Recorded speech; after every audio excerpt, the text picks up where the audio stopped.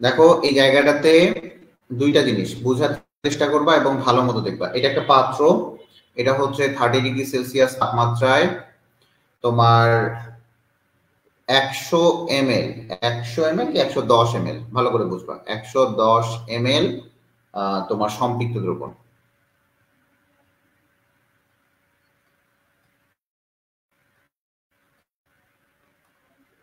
সম্পৃক্ত দ্রবণ ঠান্ডা মাথায় দেখো 110 ml সম্পৃক্ত দ্রবণ তুমি ইয়ে করছো। এখানে দ্রবীভূত দ্রব যেটা আছে এখানে বুঝবা, দ্রবীভূত দ্রব, দ্রবীভূত দ্রব, দ্রবীভূত দ্রব দেয়া আছে তোমার হচ্ছে 20.7 গ্রাম। আবার এই জায়গাটাতে বলা আছে দ্রবের আপেক্ষিক গুরুত্ব, আপেক্ষিক গুরুত্ব, আপেক্ষিক গুরুত্ব দেয়া আছে 1.15। এখন বলছে দ্রবের দ্রাব্যতা নির্ণয় করো। কোশ্চিনটা হচ্ছে আমার এখানে বলছে দ্রাব্যতা নির্ণয় করো, দ্রাব্যতা নির্ণয় করো।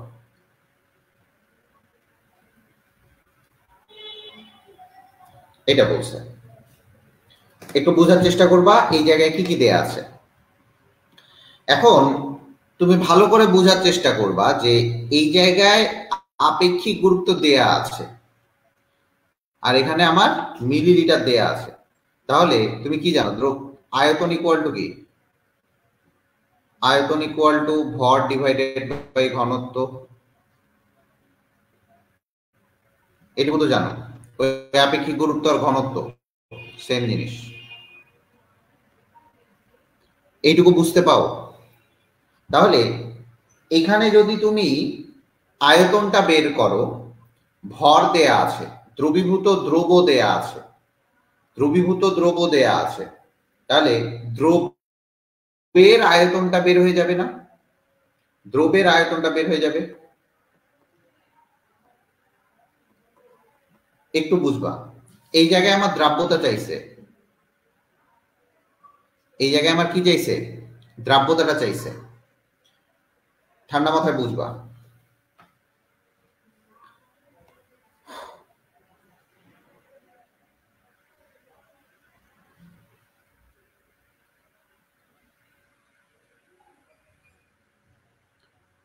কথাগুলো বুঝো।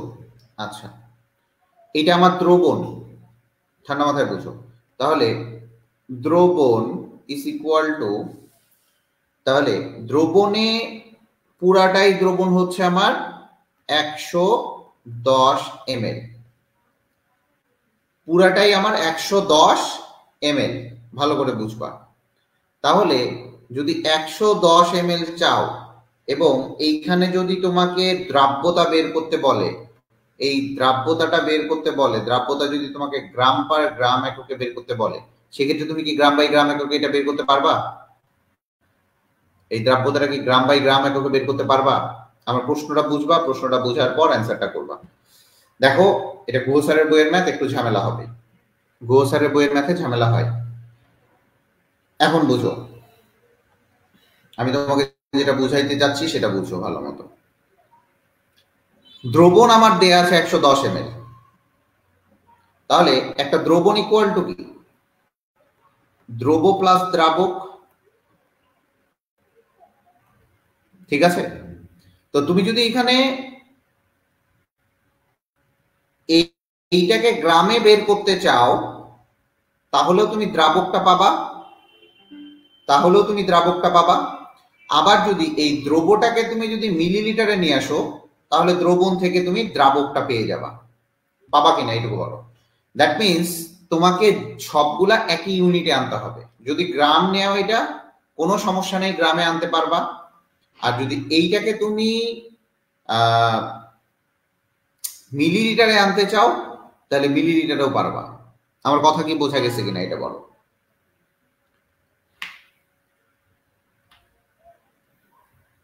আমার কথা কি বোঝা গেছে কিনা বলো।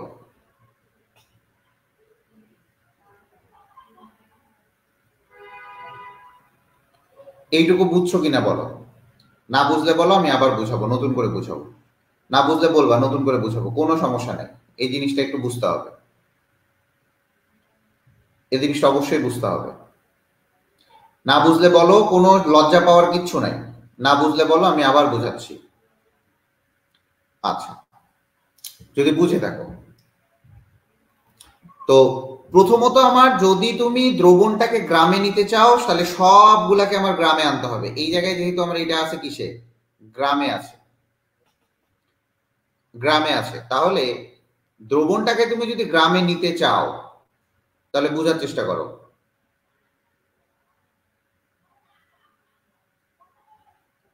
দ্রবণটাকে তুমি যদি গ্রামে নিতে চাও,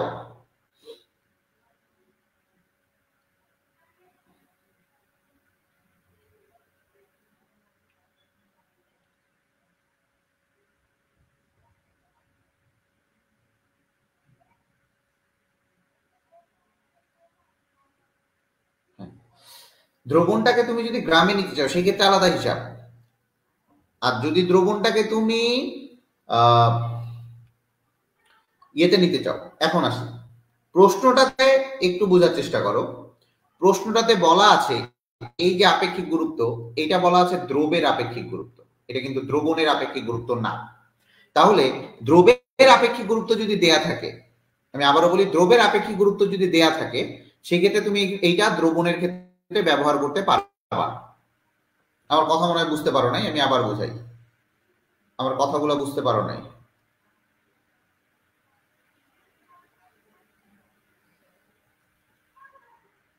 আমার কথা মনে হয় বুঝতে পারো নাই তোমরা, আমি আবার বোঝাচ্ছি, তুমি একটু ভালো মতো দেখো।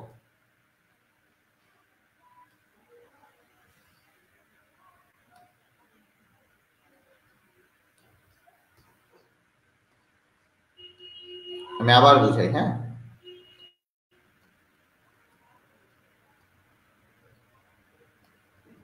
খুবই ঠান্ডা মাথায় বুঝবা, একটা ম্যাথ শেখো তাও শেখো, এটা কাজে লাগবে। ঘনত্বটা, একটা পাত্র দেয়া আছে, সেই পাত্রে একটা টেম্পারেচার দেয়া আছে এবং সম্পৃক্ত দ্রবণ দেয়া আছে, কিন্তু এখানে দ্রবীভূত দ্রব্য দেয়া আছে এত গ্রাম, আর এখানে আপেক্ষিক গুরুত্ব দেয়া আছে, কার আপেক্ষিক গুরুত্ব, দ্রবের আপেক্ষিক গুরুত্ব দেয়া আছে 1.5 গ্রাম। তো আপেক্ষিক গুরুত্ব আর ঘনত্ব আমরা জানি এটা সেম। তাহলে চলে আসি, আয়তন ইকুয়াল টু কত, আয়তন ইকুয়াল টু হচ্ছে ভর ডিভাইডেড বাই ঘনত্ব। তার মানে এইটুকু জায়গা থেকে তুমি কার আয়তনটা বের করতে পারবা, দ্রবীভূত দ্রবের আয়তন বের করতে পারবা, দ্রবের আয়তন বের করতে পারবা। তাহলে তুমি এই জায়গা থেকে ক্লিয়ার যে দ্রবের আয়তনটা তুমি বের করতে পারলা, খুবই ভালো। তাহলে দ্রবের যদি আয়তনটা বের করো, তাহলে এই জায়গায় যদি আমি দ্রবের আয়তনটা বের করি, দ্রবের আয়তন যদি আমি বের করি তাহলে আমি কি করতে পারবো, এই জায়গায় ভর ডিভাইডেড বাই ঘনত্ব। ভর এখানে আছে হচ্ছে 2.7 আর এইটা হচ্ছে 1.15, তার মানে এটা আসবে মনে হয় 18 ml। তাহলে এটা যদি আমি দ্রবের আয়তনটা বের করতে পারি, তাহলে আমরা দ্রবণ ইকুয়াল টু কি জানি, দ্রবণ ইকুয়াল টু জানি না, যে দ্রব প্লাস দ্রাবক। এবং তুমি এইটা খুবই ভালো মতো মিন করতে পারছো যে এইটাও এমএলএ আছে, এইটাও এমএলএ আছে, সম্পৃক্ত দ্রবণটাও এমএলএ আছে। তার মানে তোমার মিনিংটা শিওর যে দুইটাই সেম এককে আছে। তার মানে আমি এখানে দ্রাবকটা বের করে নিতে পারবো। দ্রাবক ইকুয়াল টু দ্রবণ 110 মাইনাস অফ 18 ইকুয়াল টু হচ্ছে 92 ml। এটা হচ্ছে আমার দ্রাবক। এখন চলে আসি যে আমরা দ্রাব্যতা ইকুয়াল টু কি জানি, দ্রাব্যতা ইকুয়াল টু কি জানি, যদি আমি একটু বোঝার চেষ্টা করবা, দ্রাব্যতা ইকুয়াল টু, যদি আমি এই যে দ্রাব্যতাটা, এটা একটু স্লো কাজ করে আমার এই জায়গাটা, যদি দ্রাব্যতা ইকুয়াল টু আমি গ্রাম বাই গ্রাম এককে নিয়ে আসতে চাই, তাহলে এই যে এমএল গুলাকে আছে, এই এমএল গুলাকে আমাকে কি দিয়ে গুণ করতে হবে, তুমি তো জানো, আয়তন ইকুয়াল টু ভর ডিভাইডেড বাই ঘনত্ব বা আপেক্ষিক গুরুত্ব। তাহলে ভর যদি আমি বের করতে চাই, তাহলে এখানে আমি বলছি পানির, দ্রাবক যেহেতু আমি সবসময় ধরে নিব পানি, তার মানে দ্রাবকে পানির যে আপেক্ষিক গুরুত্বটা সেটা কত, 1 ধরে নিছিলাম না আমরা, 1 ধরে নিছিলাম কিনা। তার মানে এই জায়গাটাতে তুমি ইজিলি 1 ধরে এখানে বের করে নিতে পারবা। এটা এখানে লিখে দাও যে এখানে আমরা এখানে আপেক্ষিক গুরুত্ব 1 ধরে পাই, দ্রাবকের ভর ইকুয়াল টু হচ্ছে 92 গ্রাম। দ্রাবকের ভর কত? 92 গ্রাম। আর এইখানে তো তোমার অলরেডি ভর দেয়াই আছে, এখানে তো অলরেডি ভরটা দেয়াই আছে, দ্রব্য বাই দ্রাবক। এইটুকু ক্লিয়ার কিনা? তার মানে তুমি দ্রাব্যতা ইকুয়াল টু কি পাচ্ছ? এইটুকু ক্লিয়ার হয়েছে? তার মানে তুমি দ্রাব্যতা ইকুয়াল টু কি পাচ্ছ? দ্রাব্যতা ইজ ইকুয়াল দ্রবের ভর বাই দ্রাবকের ভর ইন্টু 100। দ্রবের ভর এখানে কত পাচ্ছ? দ্রবের ভর এই জায়গায় কত পাচ্ছ? দ্রবের ভর কত ছিল আমার? দ্রবের ভর ছিল আমার 20.7 গ্রাম, আর দ্রাবকের ভর হচ্ছে 92 ml ছিল, আমি 92 গ্রাম করে নিছি কারণ এখানে 1 ধরে করছি। তাহলে উপরে হবে 20.7 ডিভাইডেড বাই হচ্ছে 92 ইন্টু 100। তার মানে আমার দ্রাব্যতা কত আসছে? এটা হচ্ছে আমার দ্রাব্যতা। তার মানে এটা যদি অ্যান্সার এরকম ভাবে, অ্যান্সারটা এইভাবে লিখতে হয়, অ্যান্সারটা ঠিক এভাবে আমরা লিখি, এটা দ্রাব্যতা অথবা S is equal to 22.5 gram divided by 100 gram of water। আমি কি বুঝাইতে পারছি? আমি কি বুঝাইতে পারছি যে ম্যাথটা কত ইজি ছিল? মনে হয় বুঝাইতে পারছি। দেখেন, আপনি যদি না বুঝেন এই জায়গাটা আমাকে বলতে পারেন, আপনি না বুঝলে এই জায়গাটা বলতে পারেন, বাট বুঝে না বুঝে বুঝার ভান করার কোনো প্রশ্নই ওঠে না, বুঝার ভান করার কোনো প্রশ্নই ওঠে না।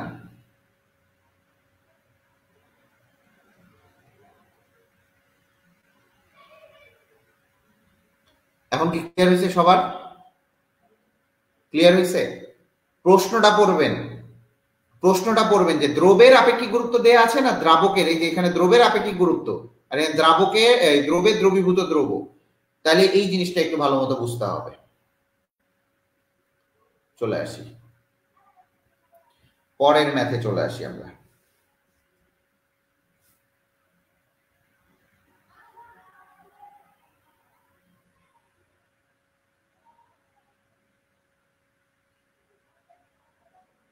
একটু কিন্তু হার্ড হার্ড ম্যাথ গুলা করাচ্ছি আমি, হ্যাঁ, বোঝার চেষ্টা করবেন, একটু হার্ড হার্ড ম্যাথ গুলো আসতেছে।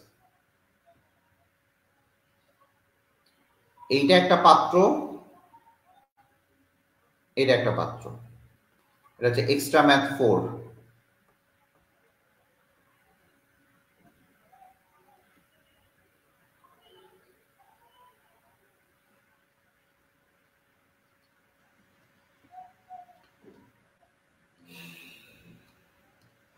দেখেন, এটা 85°C তাপমাত্রায়, দেখেন আপনাকে আমি একটু পড়াইছিলাম, 85°C তাপমাত্রায় এইখানে আছে হচ্ছে আমার, এই পাত্রে আছে হচ্ছে আমার KCl, ঠিক আছে?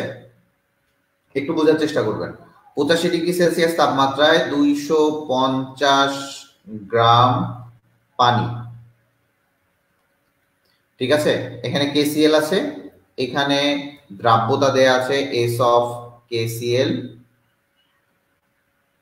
এক্সট্রা ম্যাথ 3 হবে।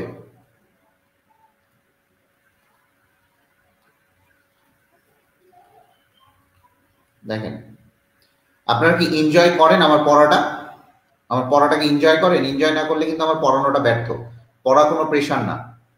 এটা হচ্ছে 53.5। আপনারা কি এনজয় করেন পড়ানোটা? বা পড়াটা, আমার পড়ানোটা এনজয় করেন কিনা বলেন তো? পড়ানোটা কি এনজয় করেন? পড়ানোটা যদি এনজয় করেন তাহলে ইটস ওকে, বাট পড়ানোটা এনজয় না করলে কিন্তু খুব লস হয়ে যাবে, খুবই লস হয়ে যাবে। পড়াটা এনজয় করতে হবে।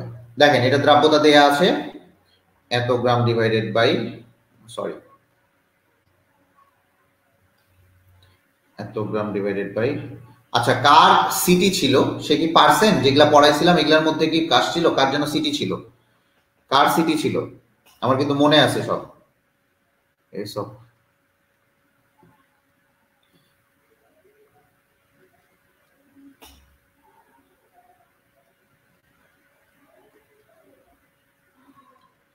ফারজানা সিটি ছিল না কারজানো সিটি ছিল, দেখেন তো এই জায়গায় বলছে এটা এ পাত্র ছিল আর এটা আমার বি পাত্র ছিল।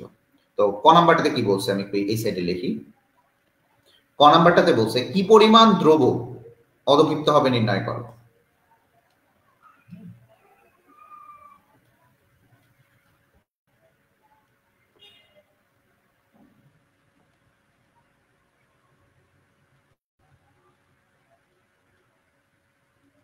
এইটা একটা। খ নাম্বারটায় চলে আসি। উদ্দীপকের বি পাত্র দ্রব হতে দ্রবণের অধক্ষেপের কারণ। আচ্ছা, কারণটা আমি পরে আসতেছি, আগে এটাই করাই, ভালো করে বুঝবেন। কারণটা আমি পরে আসতেছি, আগে এটাই করাই দিই।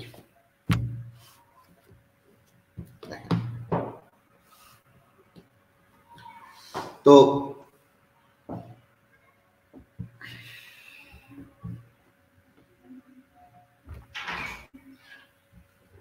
এটা একটু দেখেন।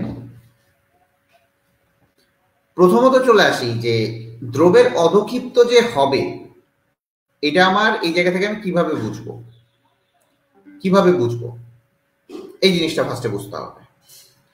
এটা আমি কিভাবে বুঝবো? সর্বপ্রথম এই জিনিসটা একটু মাথায় রাখবেন যে একটা উচ্চ তাপমাত্রা থেকে নিম্ন তাপমাত্রায় গেছে, তার মানে কিছুটা পরিমাণ অধক্ষিপ্ত হবে, তাপমাত্রার উপর ডিপেন্ড করবে, এইটুকু আপনি কনফার্ম থাকেন। কেএসপি বা আপনার কেআইপি এগুলা দিয়ে ম্যাথটা না করলেই বেটার হবে। কেএসপি অথবা কেআইপি দিয়ে ম্যাথটা না করলেই বেটার হবে। কেএসপি কেআইপি এখানে আমার দরকারও নাই, আমার কোনো ইয়েও নাই, ঠিক আছে, এটা আমার কোনো দরকার নাই। আচ্ছা চলে আসে। তো এই জায়গায় আপনি একটু দেখেন যে 85°C তাপমাত্রা আমার দ্রাব্যতা দেয়া আছে। এস অফ 85°C তাপমাত্রায় কেসিএল কত? 53.5 গ্রাম পার 100 গ্রাম। এটা আমার 85°C তাপমাত্রায়, তাই কিনা? আচ্ছা, এটা আমার গেল দ্রাব্যতা। তাহলে আপনি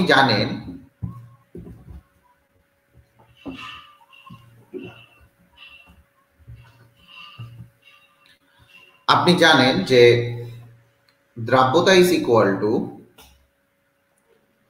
দ্রবের ভর ডিভাইডেড বাই দ্রাবকের ভর।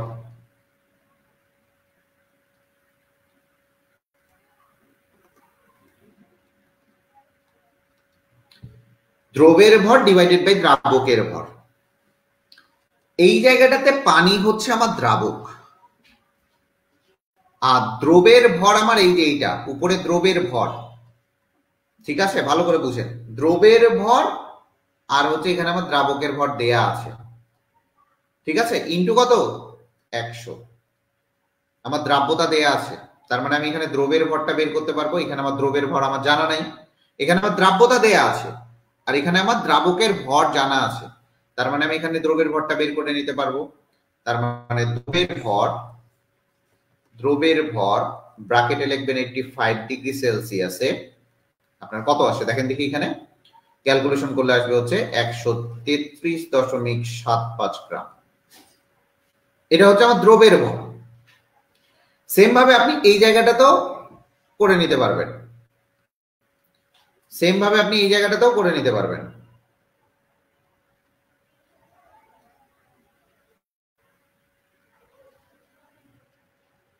এই জায়গাটাতেও করে নিতে পারবেন,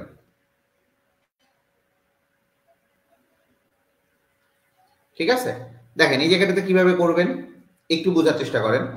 S of 20°C is equal, same ভাবে দেখেন এটা কত আছে 34 gram. S equal to W, W না এই ছোট এম দেন, আমরা যেটা করছিলাম ছোট এম ডিভাইডেড বাই বড় এম মাইনাস ছোট এম ইন্টু 100। তাহলে এইটাই তো আমার দ্রাবকের ভর।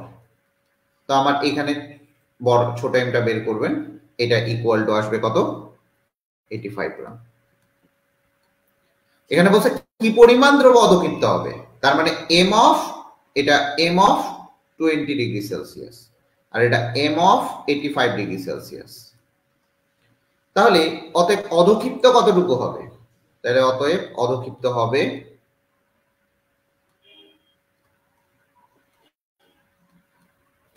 বড়টা থেকে ছোটটা বিয়োগ করেন, অধক্ষিপ্ত হবে 133.75 মাইনাস অফ 85। তাহলে টোটাল কতটুকু অধক্ষিপ্ত হবে দেখেন 48.7। বুঝতে পারছেন? বুঝতে পারছেন? তাহলে অধক্ষিপ্ত কতটুকু হবে, এই যে অধক্ষিপ্ত কতটুকু হবে সেটা।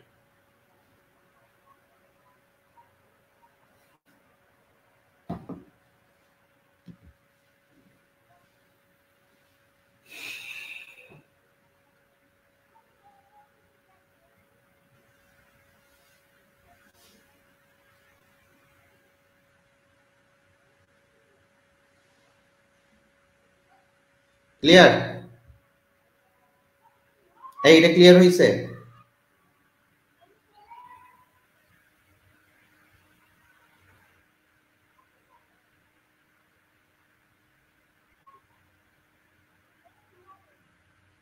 Good, very good. আচ্ছা, পরের প্রশ্নটা বলছে যে বি পাত্রে দ্রবণ, উদ্দীপকের বি পাত্রে দ্রবণ হতে দ্রব্য অধক্ষেপের কারণ।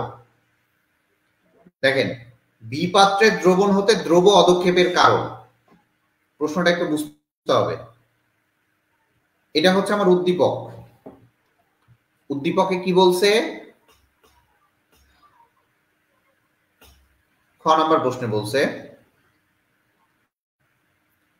উদ্দীপকের বি পাত্রে দ্রবণ হতে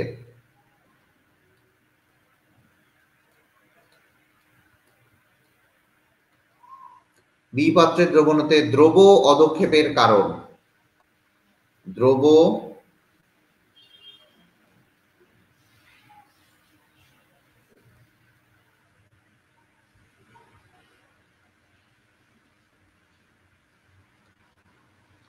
অধক্ষেপের কারণ কি? আচ্ছা, কি বলবো এখানে? তো সহজ, অধক্ষিপ্ত কতটুকু হবে? অধক্ষিপ্ত হবে, দেখেন প্রথম পাত্রে আপনি দ্রব্যের পরিমাণটা বের করেন আর দ্বিতীয় পাত্রের দ্রব্যের পরিমাণটা বের করেন। দ্বিতীয় পাত্রের দ্রব্য আছে এতটুকু। তো দেখেন এখানে টেম্পারেচারটা যখন চেঞ্জ হয়ে যাচ্ছে, যদি 85 থেকে আপনি 20-এ নিয়ে যান, ঠিক আছে, তাহলে কি বললাম যে কি পরিমাণ দ্রব্য অধক্ষিপ্ত হবে কখন? এ পাত্রে সম্পৃক্ত দ্রবণকে বি পাত্রে স্থানান্তর করা হলে। এইটা কি পরিমাণ দ্রব্য অধক্ষিপ্ত হবে কখন? যখন এ পাত্র থেকে বি পাত্রে দেয়া হবে, মানে 85 ডিগ্রি থেকে আমার 20 ডিগ্রিতে নিয়ে যাওয়া হবে। 85 ডিগ্রি থেকে আমার 20 ডিগ্রিতে নিয়ে যাওয়া হবে, তখন আসলে অধক্ষেপটা হবে। 20 ডিগ্রি থেকে আবার 85 ডিগ্রিতে নিলে কিন্তু অধক্ষেপ হবে না।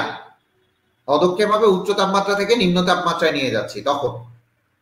মানে এ পাত্র থেকে যখন তুমি বি পাত্রে নিয়ে যাবা তখন কি পরিমাণ দ্রব্য অধক্ষিপ্ত হবে সেটা এখানে বলা হয়েছে। তাই কথা বুঝতে পারছো? ফারজানা সব মেয়েগুলাই ক্লাস করে, একটা পোলাও ক্লাস করে না। বুঝবি। ও আচ্ছা, তোদের মনে হয় এই এটা ক্লাস শেষ হবে, এটা অফ করে দিয়ে দেবো, বাইরে করে দেবো। খুব স্লো কাজ করতেছে কেন?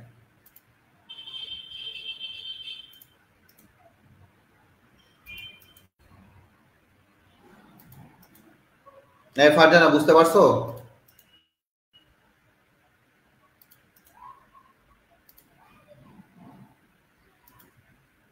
জাঙ্ক ফাইল জমে গেছে কোথায়?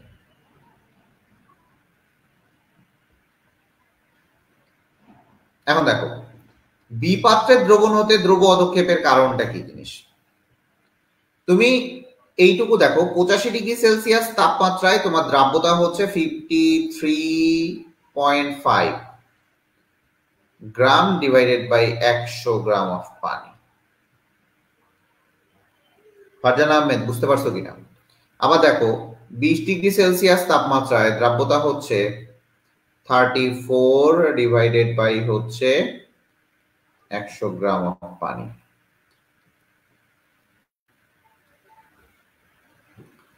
এখন দেখো, প্রথম কথা,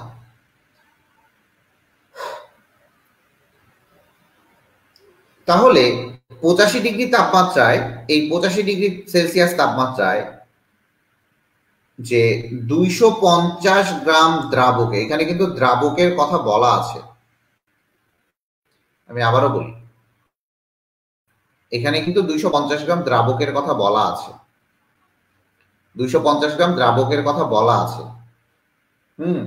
আর 20 ডিগ্রি সেলসিয়াসেও কিন্তু ওই একই 250 গ্রাম দ্রাবকের পানির কথাও বলা আছে এই জায়গায়, দুইটাই সেম।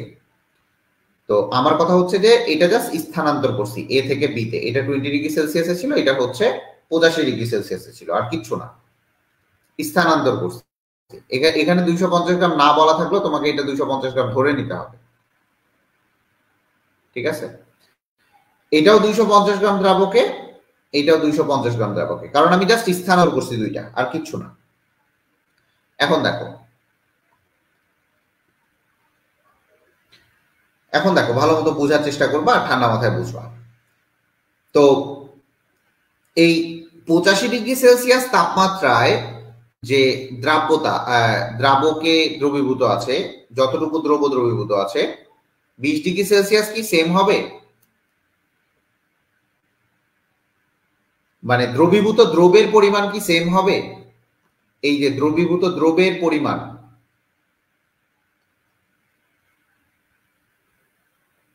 এই দুইটা থেকে দ্রবের পরিমাণ কি সেম হবে?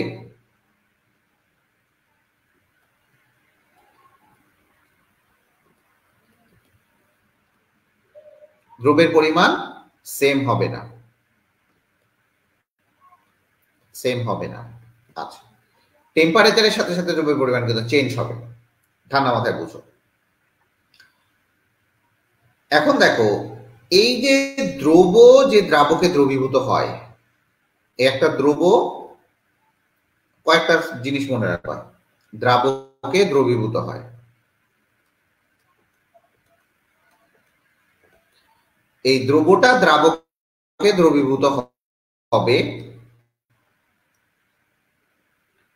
এইটা হচ্ছে একটা তাপহারী বিক্রিয়া।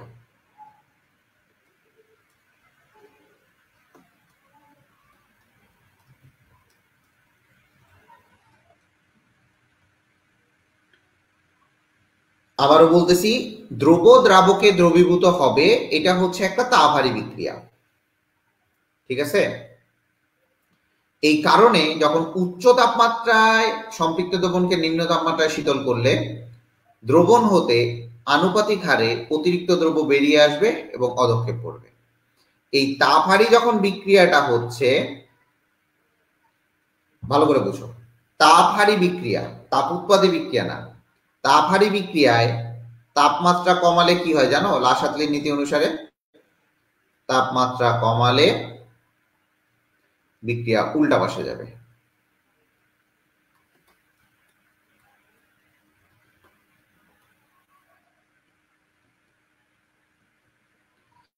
তার মানে দ্রব দ্রাবকে দ্রবীভূত হচ্ছে, এইখানে 85 ডিগ্রি সেলসিয়াস তাপমাত্রায় দ্রবীভূত হচ্ছে, ইটস ওকে, আবার 20 ডিগ্রি সেলসিয়াস তাপমাত্রায় দ্রবীভূত হচ্ছে।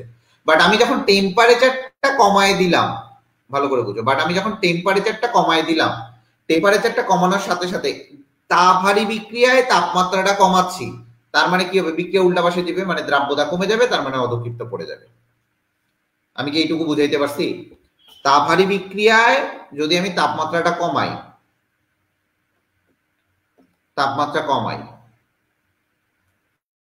তাহলে কি হবে? দ্রাব্যতা কমে যাবে, এবং দ্রাব্যতা কমলে তোমার অধঃক্ষেপ করবে।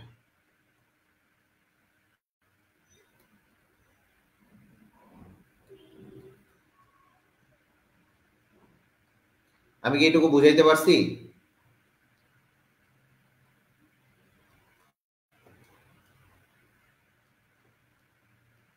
আমি কি বুঝাইতে পারছি? দেখেন,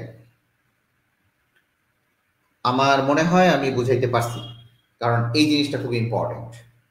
যদি এটা বুঝে না থাকেন তাহলে আমি একটু লা-শাতলির নীতিতে চলে যাবো, কারণ আমি এখনই লা-শাতলির নীতি করাবো। লা-শাতলিয়ার নীতি, লাসাতলের নীতি, এটা গালিবস ফরমেশন পড়েন। গালিবস ফরমেশন সেটাই যেটা গালিব বলবে এখন।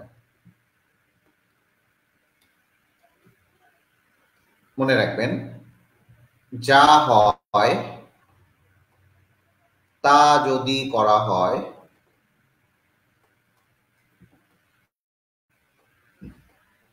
বিক্রিয়া উল্টা বসে যাবে, মানে তেলা মাথায় তেল দেওয়া যাবে না।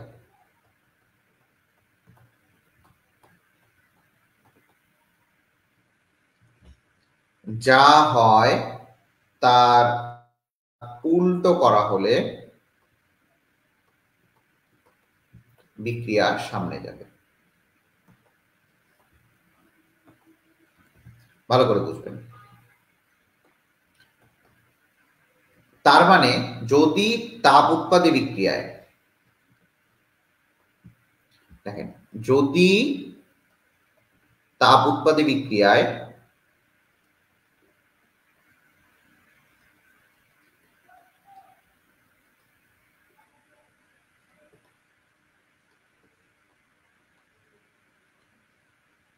তাপমাত্রা কমাই,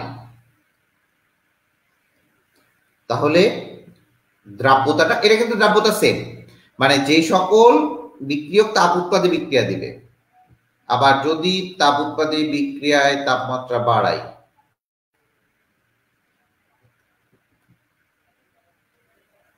তাহলে কি হবে? সেম ভাবে যদি তাপ হারি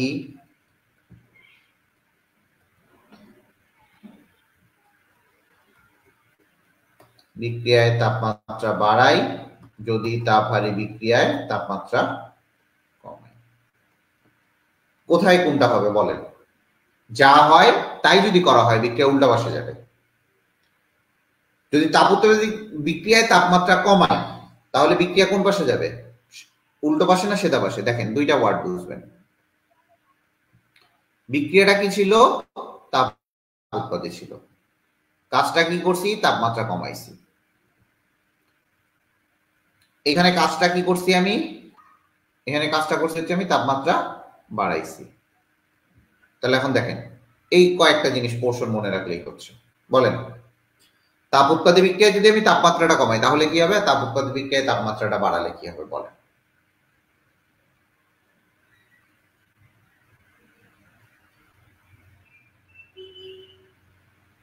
তাড়াতাড়ি বললে খুশি হবো, তাড়াতাড়ি বলেন।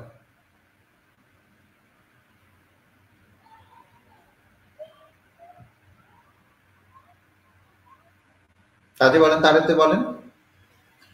তাপ উৎপাদী বিক্রিয়ায় তাপমাত্রাটা কমাই, তাহলে বিক্রিয়া উল্টো বসে যাবে না সামনে বসে যাবে বলেন? যেটা হচ্ছে তার বিপরীত করা হচ্ছে, তাহলে সামনে যাবে না উল্টো বসে যাবে? তাড়াতাড়ি বলেন, তাড়াতাড়ি, দেরি করা যাবে না, এতক্ষণ লাগার কথা না।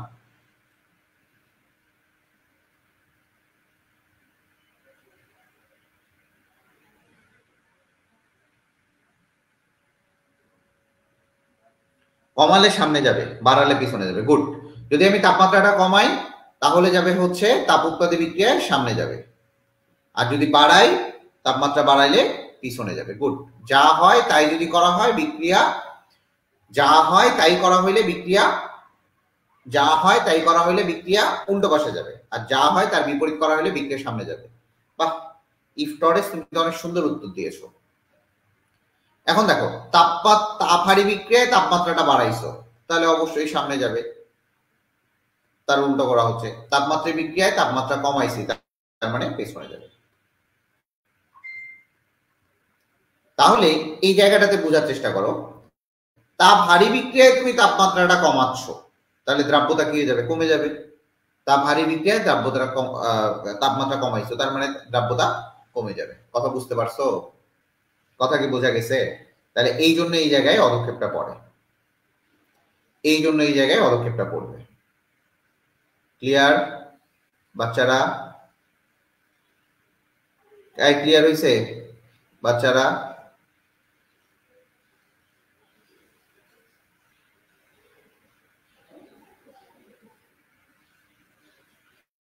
আচ্ছা, আরেক টাইপের ম্যাথ করো।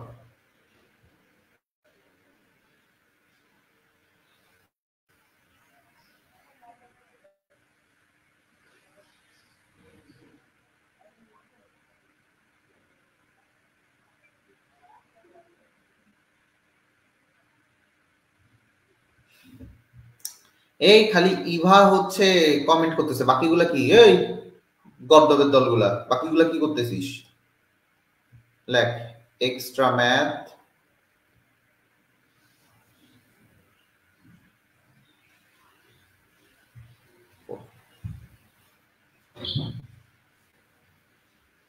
বাকিগুলা সব গাধা। এক্সট্রা ম্যাথ 4 এটা লেখে নে, ওই আমার ছবিতে আটকা পড়ে গেছে, এটা সব গাধার দল। এটা এ নাম্বার পাত্র, এটা বি নাম্বার পাত্র। এই ইয়ে তোর হচ্ছে কি বলে সোহা, তারপরে আর কে কে আছে, দীপ্তি, এগুলা কই? হ্যাঁ, ফারজানা আহমেদ, সব গাধা এগুলা। আচ্ছা, পরে তো আবার বদনাম করে বেড়াবি। প্রশ্নটা ভালো মতো বোঝার চেষ্টা করিস। এটা হচ্ছে আমার 30 ডিগ্রি সেলসিয়াস তাপমাত্রা, ঠিক আছে? এটা আমার 30 ডিগ্রি সেলসিয়াস তাপমাত্রা, 65 গ্রাম সম্পৃক্ত দ্রবণ।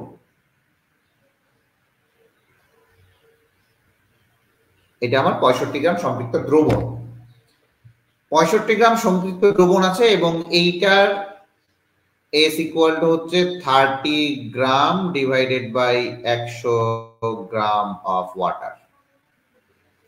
সেম ভাবে বি নাম্বার পাত্রটা, এটা হচ্ছে 60 ডিগ্রি সেলসিয়াস তাপমাত্রা, সম্পৃক্ত দ্রবণ, এবং এটার এস হচ্ছে 35 gram divided by 100 gram of water. এইটা হচ্ছে আমার কথা, ঠান্ডা মাথায় বুঝো। এখন এ পাত্র থেকে দেখো, এখানে কিন্তু তাপমাত্রাটা কি হয়ে গেছে, এখানে কিন্তু তাপমাত্রাটা বেড়ে গেছে, এখানে কিন্তু তাপমাত্রাটা বেড়ে গেছে।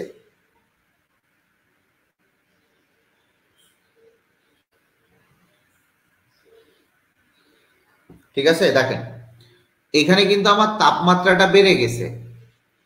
দেখেন এ পাত্র থেকে আমি বি পাত্রে দ্রবণটা স্থানান্তর করব, ভালো করে বুঝবেন। এই জায়গায় আমি দ্রবণটা স্থানান্তর করব,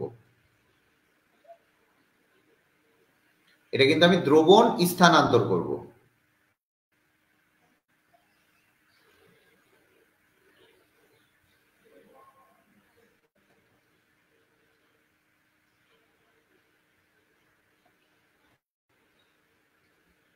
ঠিক আছে, দ্রবণটা আমি স্থানান্তর করলাম। সবাই একটু ঠান্ডা মাথায় বুঝবেন এই জায়গাটা, এই কারণ এই জায়গাটা ইম্পর্টেন্ট এখন। তাহলে তুমি এই জায়গাটা বুঝো যে দ্রবণটা তুমি স্থানান্তর করছো, খুবই ভালো কথা। তাহলে আমি এই জায়গাটাতে আগে দ্রব্য বের করি, ফর এ পাত্র, এই জায়গায় এস ইকুয়াল টু কত, W divided by M minus W into হচ্ছে 100, ওই একই জিনিস, ডাব্লিউ বা ছোট এম যেটাই বের করেন। এখানে আমার সম্পৃক্ত দ্রবণের কথা বলা আছে, সম্পৃক্ত দ্রবণের কথা বলা আছে, আর এখানে আমার এস বলা আছে। ঠান্ডা মাথায় বুঝেন, এখানে কিন্তু আমার সম্পৃক্ত দ্রবণের কথা বলা আছে। কথা বুঝতে পারছেন?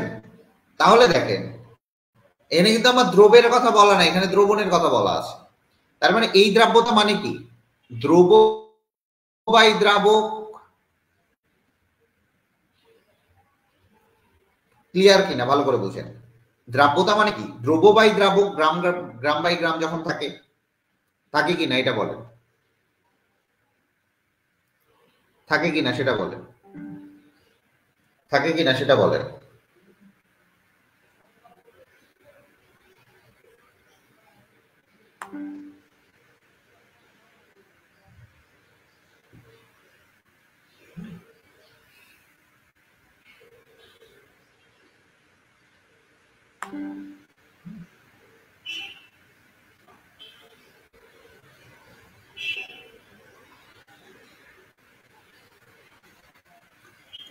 থাকে কিনা সেটা বলেন, তাড়াতাড়ি বলেন।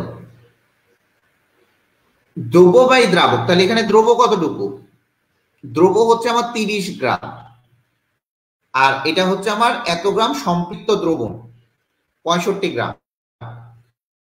তাহলে এই জায়গাটাতে আমার দ্রাবকের পরিমাণটা আমি বের করতে পারবো না। এই জায়গাটাতে আমি দ্রাবকের পরিমাণটা, এই ডাব্লিউ এর পরিমাণ হচ্ছে আমার 30 গ্রাম, আর এই এম এর পরিমাণ হচ্ছে আমার 65 গ্রাম।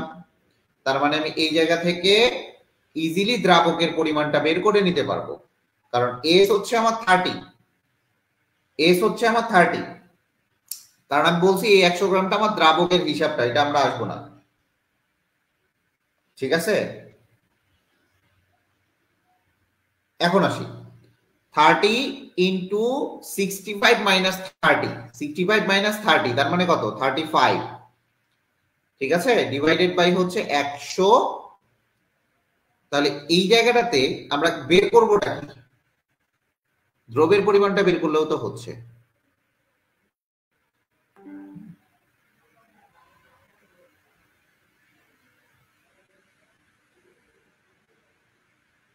এই জায়গাটা আমি কি বের করবো? দাঁড়াও তো, আমি তো সবই বের করে ফেলতেছি এই জায়গাটাতে। একটু দাঁড়াও,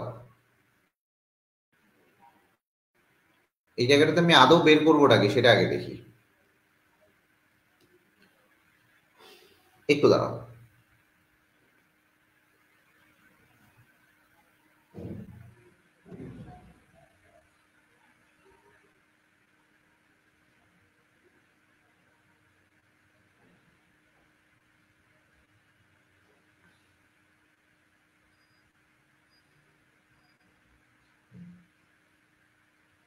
এই জায়গাটাতে একটু বোঝার চেষ্টা করতে হবে, একটু ওয়েট।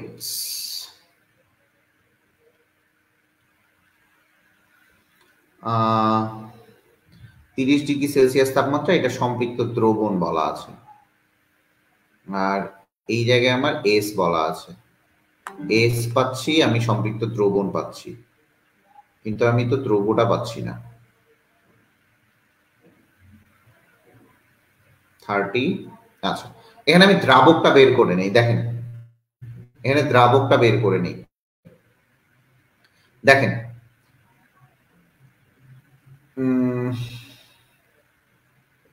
দ্রাবকটা বের করব। Just wait.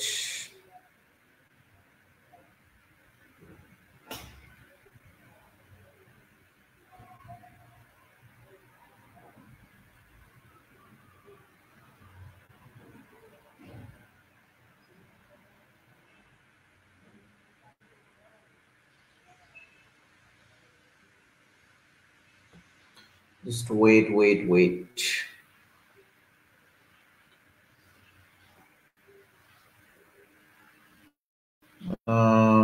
এইটা যদি আমি এইভাবে করি যে 100 গ্রাম পানিতে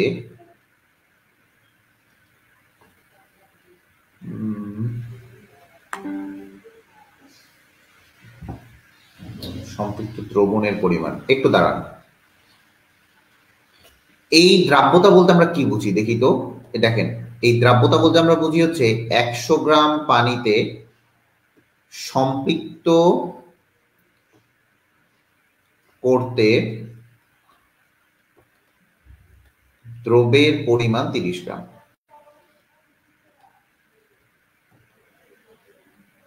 দ্রব্যের পরিমাণ 30 গ্রাম, বুঝতে পারছেন? এই জায়গাটা বুঝেন।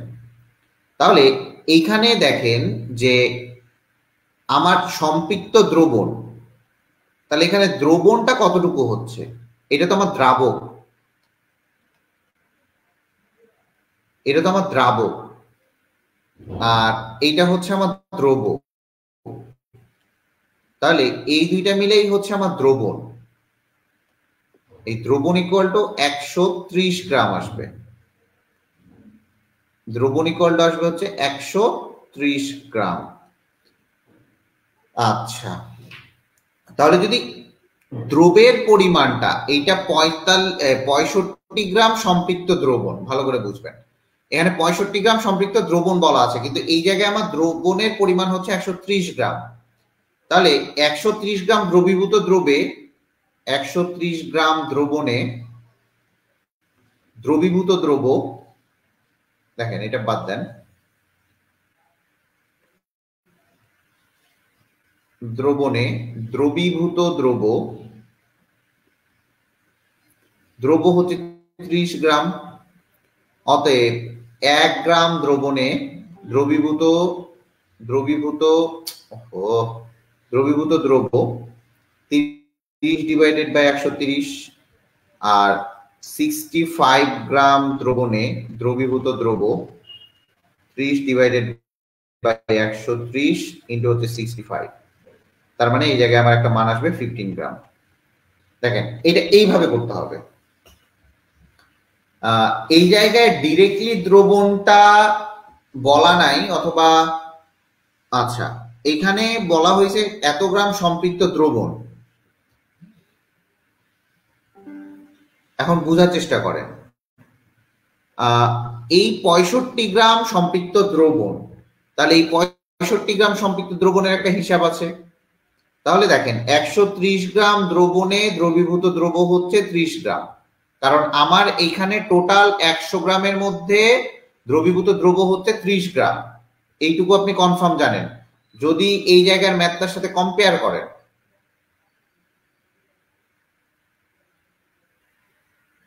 দেখেন এই জায়গার ম্যাথটার সাথে কম্পেয়ার করেন,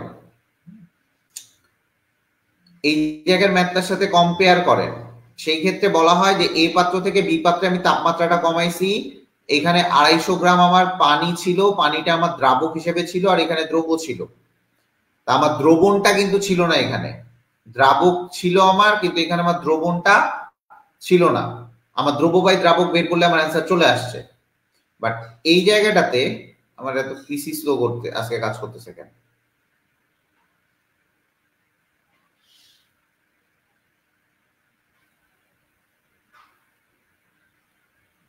ধর পিসিটাও স্লো কাজ করতেছে।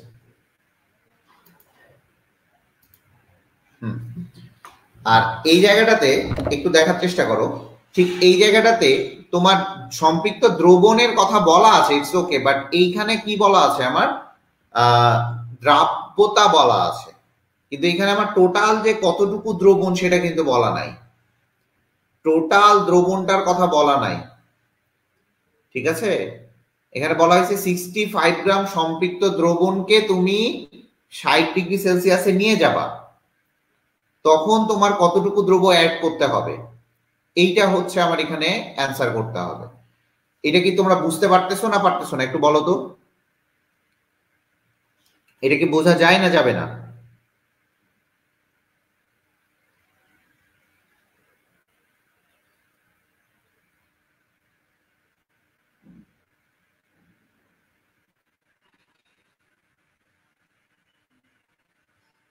আচ্ছা আমি আবারও বলি, যখন একটা দ্রবণের কথা বলা আছে, এই দ্রবণটা মানে এইখানে যে কতটুকু দ্রবণ আছে সেটা বলা নাই, এখানে আমার টোটাল দ্রবণটার কথা বলা নাই।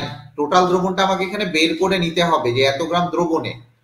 ফর এক্সাম্পল আমি আরেকটা ম্যাথ করাবো, একটু দাঁড়াও, আমি জাস্ট তোমাদেরকে এটা একটু বুঝাই নেই।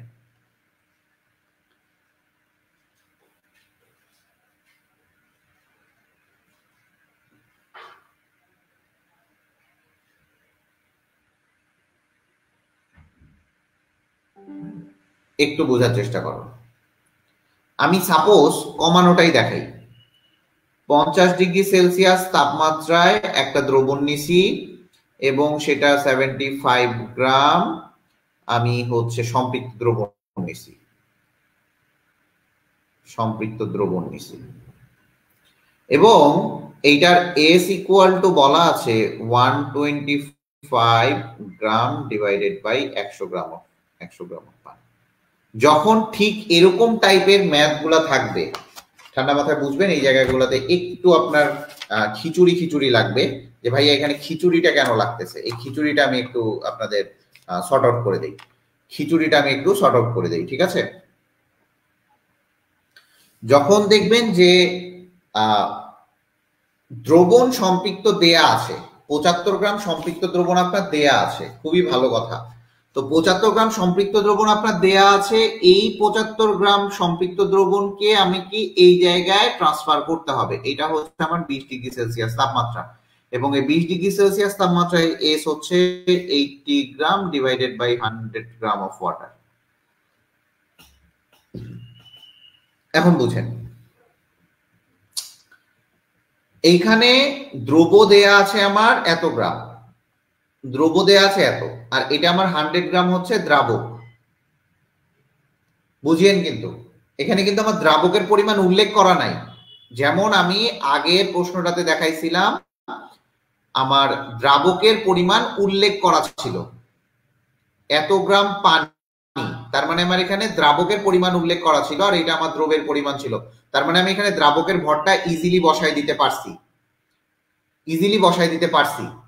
কিন্তু আমার এই জায়গাটাতে বোঝার চেষ্টা করেন, এই জায়গায় আমার দ্রাবকের ভর কোনোটাই দেয়া নাই, এখানে আমার সম্পৃক্ত দ্রবণ দেয়া আছে এত গ্রাম সম্পৃক্ত দ্রবণ, কিন্তু আমার এখানে টোটাল যে সম্পৃক্ত দ্রবণটা আছে, এইখানে টোটাল যে দ্রবণটা আছে সেটা কত? দ্রবণ ইজ ইকুয়াল টু দ্রব প্লাস দ্রাবক। বাট এই জায়গায় দেখা গেল দ্রব প্লাস দ্রাবক কত আসে? 125 প্লাস হচ্ছে 100 গ্রাম ইকুয়াল টু হচ্ছে 225 গ্রাম আসবে আমার হচ্ছে দ্রাবক।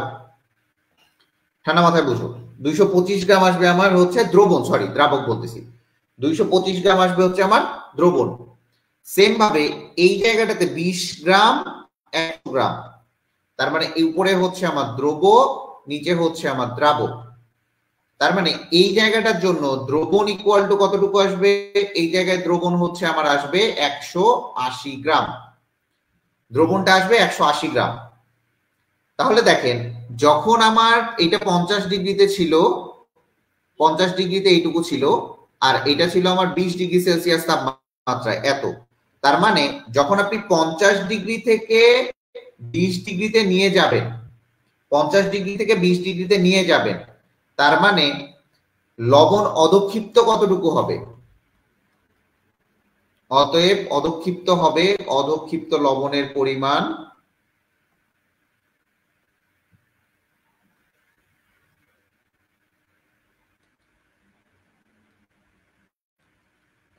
অধক্ষিপ্ত লবণ আসবে 225 মাইনাস অফ 180 ইকুয়াল টু হচ্ছে 45 গ্রাম। কারণ এখানে তো আমার দ্রবণটাই কমে যাচ্ছে, তাহলে ওই বাকিটুকু অধক্ষেপ করে যাচ্ছে। এটুকু বুঝতে পারছেন?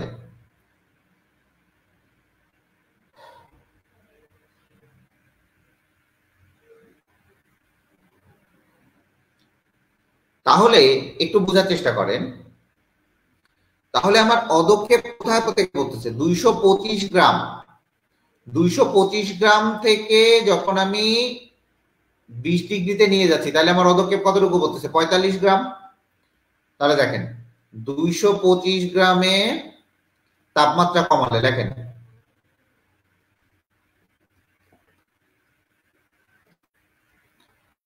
অধক্ষেপ পরে 225 গ্রামে অধক্ষেপ পরে 45 গ্রাম। 200 যখন আমি 50 থেকে 20 ডিগ্রি সেলসিয়াসে নিয়ে যাচ্ছি, অতএব একে অধক্ষেপ পরে কত? 45 ডিভাইডেড বাই 250, আর এখানে বলছে 75 গ্রাম সম্পৃক্ত দ্রবণ, অতএব 75 গ্রাম সম্পৃক্ত দ্রবণে অধক্ষেপ পরে হচ্ছে 45 ইন্টু হচ্ছে 75 ডিভাইডেড বাই হচ্ছে 250, তার মানে এখানে আমার অধক্ষেপ পড়বে হচ্ছে 15 গ্রাম। এইখানে সম্পৃক্ত দ্রবণ মানে যে এই পুরাটা দ্রবণটা সেটা না, এখানে কিন্তু দ্রবণ আলাদা, কারণ দ্রব্য বাই দ্রাবক তোমার এখানে বলাই আছে, দ্রবণের হিসাবটা আলাদা। এবার বুঝতে পারছো? দ্রাবক যখন বলা থাকবে তখন আলাদা হিসাব, দ্রাবক বলা থাকলে আলাদা হিসাব, বাট যখন সম্পৃক্ত দ্রবণ বলা থাকবে তোমাকে তাহলে সম্পৃক্ত দ্রবণটা আগে বের করে নিতে হবে। এই যে দ্রবণটা বের করে নিতে হবে, এখানে টোটাল দ্রবণ কতটুকু আছে। আমি কি কথা বুঝাইতে পারছি? এখন চলে আসি এই ম্যাথটাতে।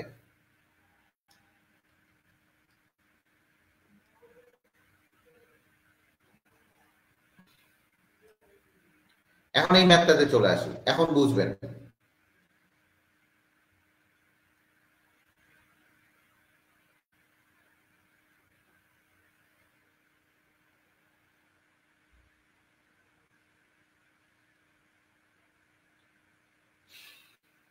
এইটুকু বোঝা গেছে? এইটুকু বোঝা গেছে বলেন? আমি না বুঝায় ম্যাথ করাবো না, আপনি এইটুকু শিওর থাকেন যে ভাই না বুঝায় ম্যাথ করাবে না।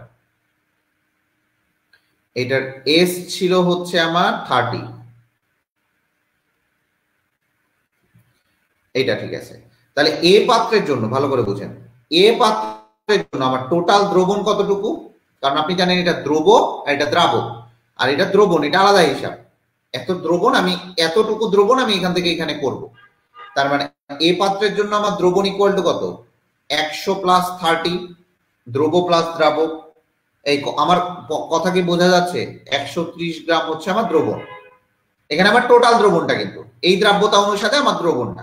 ওইখান থেকে আমি 65 গ্রাম দ্রবণ, সম্পৃক্ত দ্রবণকে আমি এ পাত্র থেকে ওই পাত্রে স্থানান্তর করব। 65 গ্রাম সম্পৃক্ত দ্রবণকে আমি স্থানান্তর করব, আর কিছু না। এখন চলে আসছে বি পাত্রের যে দ্রবণটা আছে, তাহলে বি পাত্রের দ্রবণ ইকুয়াল টু কত তাহলে আসবে, 35 প্লাস হচ্ছে 100, তাহলে আসবে হচ্ছে 135 গ্রাম, 135 গ্রাম। ঠিক আছে, তাহলে দেখেন এই 135 গ্রাম আছে। তাহলে এই যে এ পাত্র থেকে যখন আমি বি পাত্র নিয়ে যাব, এ পাত্র থেকে আমার বি পাত্রে নিয়ে যাব, তখন আমার এক্সট্রা দ্রব্য কতটুকু লাগবে, এক্সট্রা দ্রব্য লাগবে 135 minus of 130 gram equal to হচ্ছে 5 গ্রাম। ঠিক আছে, তাহলে এখান থেকে আপনি বুঝেন 30 ডিগ্রি থেকে যখন আমি 60 ডিগ্রিতে নিয়ে যাব, তখন দেখেন এক্সট্রা দ্রব্য লাগতেছে কার জন্য, এক্সট্রা দ্রব্য লাগতেছে কার জন্য, এক্সট্রা দ্রব্য কার জন্য লাগতেছে সেটা বলেন। 130 গ্রামের এক্সট্রা দ্রব্য লাগতেছে না,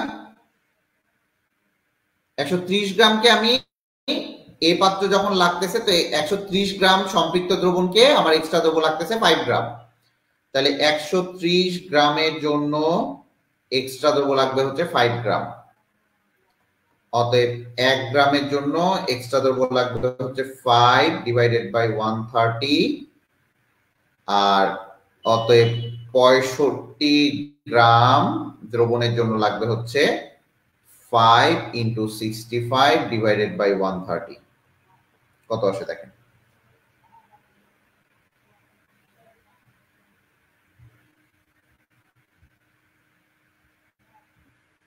2.5 গ্রাম। দেখেন বইয়ে অন্যভাবে করা আছে, বইয়ে অন্যভাবে করা আছে, আমি অন্যভাবে করাইলাম। তাহলে যখন দেখবেন যে দ্রবণের কথা উল্লেখ আছে, আবারও বলি, যখন দেখবেন যে দ্রবণের কথা উল্লেখ আছে, সম্পৃক্ত দ্রবণের কথা উল্লেখ আছে, তখন আপনি টোটাল দ্রবণটা আগে বের করেন। এখান থেকে যে এখানে যে 65 গ্রামই সম্পৃক্ত দ্রবণ আছে সেটা তো না, এখানে 65 গ্রামকে সম্পৃক্ত করতে কতটুকু লাগবে, এই 65 গ্রাম দ্রবণকে সম্পৃক্ত করতে কতটুকু লাগবে সেটা আমার বের করতে হবে। আপনি যদি দ্রবণটা 65 গ্রাম ধরে করেন সেই ক্ষেত্রে ঝামেলা আসবে, কারণ এখানে দ্রব্য আছে 100 গ্রাম, দ্রব্য 100 গ্রাম, আর দ্রবণটা হচ্ছে দ্রাবক হচ্ছে দ্রব্য হচ্ছে আমার 30 গ্রাম। তাহলে দ্রবণ কিভাবে 65 গ্রাম হয়?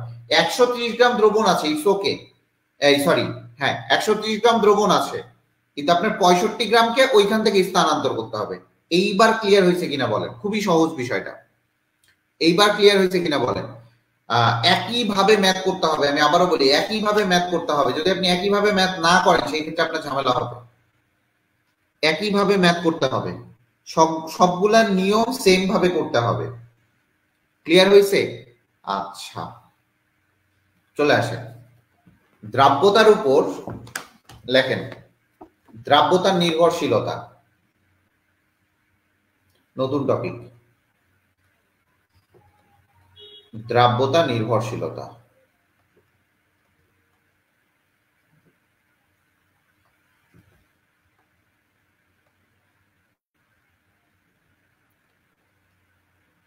এই দ্রাব্যতা কয়েকটা বিষয়ের উপর নির্ভর করে, তার মধ্যে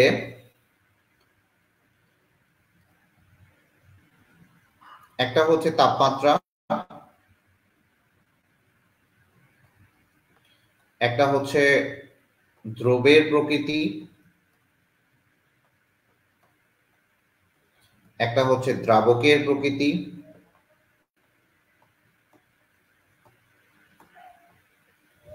আরেকটা হচ্ছে তোমার চাপ, আরেকটা হচ্ছে পিএইচ। এই কয়েকটা বিষয়ের উপর নির্ভর করবে, ভালো করে বুঝবেন। কয়েকটা বিষয়ের উপর নির্ভর করবে, চাপ এবং পিএইচ। খুবই মানে জটিল জিনিস না, খুবই সহজ জিনিস, শুধুমাত্র পড়লেই হবে। ঠিক আছে, আচ্ছা চলে আসি। তো প্রথমেই চলে আসি যে দ্রব্যের প্রকৃতি।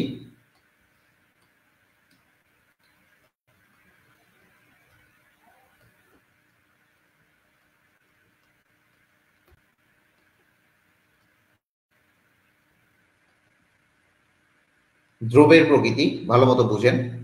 মনে করেন 100 লিটার পানিতে KCl এর যে দ্রাব্যতা, 100 লিটার পানিতে NaCl এর দ্রাব্যতা কি সমান হবে? ভালো করে বুঝেন। 100 লিটার পানিতে KCl এর দ্রাব্যতা আর 100 লিটার পানিতে NaCl এর দ্রাব্যতা কি সমান হবে? দেখেন, এটা একটা দ্রব্য, এটা আরেকটা দ্রব্য। দ্রব্য যখনই আলাদা হবে, দ্রব্য আলাদা হবে, দ্রাব্যতা আলাদা হবে। দ্রব্য আলাদা হবে, দ্রাব্যতা আলাদা হবে। এরপরে চলে আসি দ্রাবকের প্রকৃতি।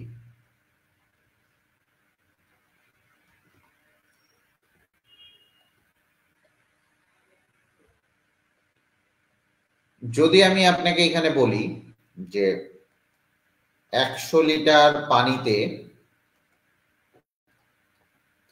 NaCl এর দ্রাব্যতা আর 100 লিটার অ্যালকোহলে NaCl এর দ্রাব্যতা,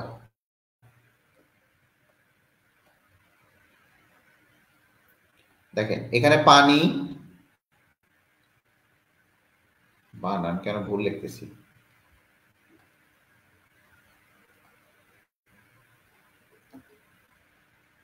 এখানে অ্যালকোহল, পানি অ্যালকোহল। এই কথা বলিস না কেন তোরা, সব গাধার দল, আসলে সব গাধার দল। দেখো, দ্রাবক আলাদা, দ্রাবক যখন আলাদা হবে এর দ্রাব্যতাও আলাদা হবে। দ্রাবক যখন আলাদা হবে দ্রাব্যতা আলাদা হবে।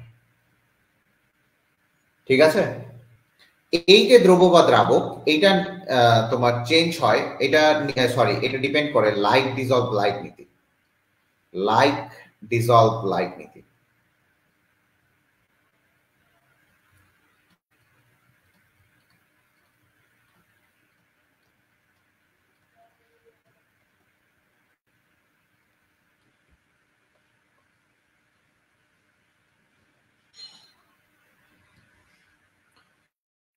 তার মানে পোলার দ্রাবকগুলা পোলার দ্রাবকে দ্রবীভূত হয়, অপোলার গুলো অপোলারে দ্রবীভূত হয়। এই লাইক ডিসলভ লাইক নীতি মানে কি? বলছিলাম না, কুকুরের বাচ্চা কুকুর। পোলার গুলা পোলার দ্রাবকে দ্রবীভূত হবে, নন পোলার গুলা নন পোলারে হবে।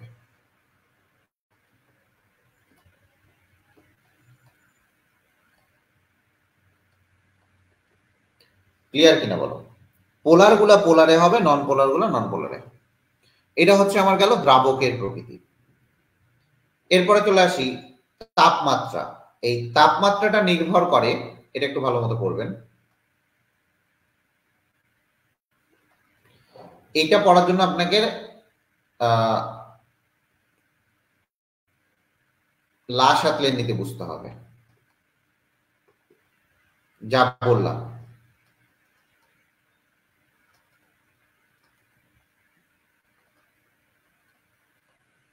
আচ্ছা, এখন চলে আসি তাপ উৎপাদী বিক্রিয়া কারা দিবে। তুমি তো উৎপাদী বিক্রিয়া কারা দিবে, আর তাপ ভারী বিক্রিয়া কারা দিবে, তুমি তো এগুলা জানো না।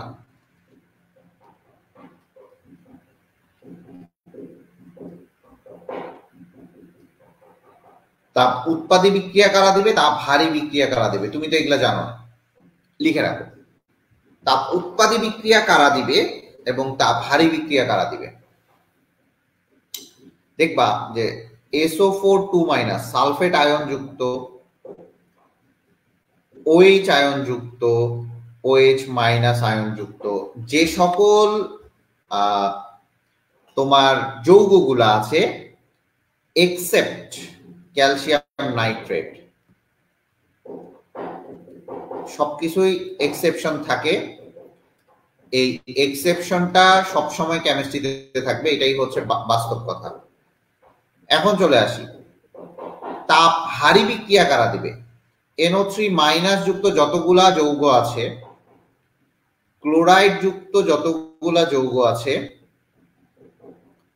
আয়োডাইড যুক্ত যতগুলা যৌগ আছে, এই সবগুলা দিবে হচ্ছে তাপ হারি বিক্রিয়া বা তাপ শোষী বিক্রিয়া।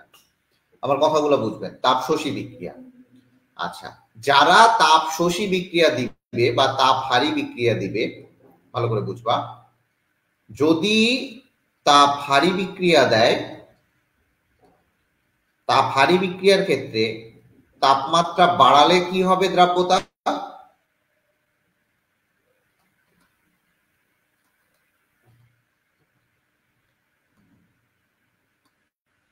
আর তাপমাত্রা কমালে দ্রাব্যতা কি হবে বলো?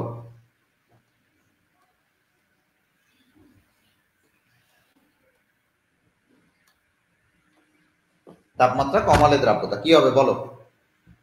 ভালো করে বোঝার চেষ্টা করো, কি হবে বলো? আমি বলছিলাম যা হয় তা যদি করা হয়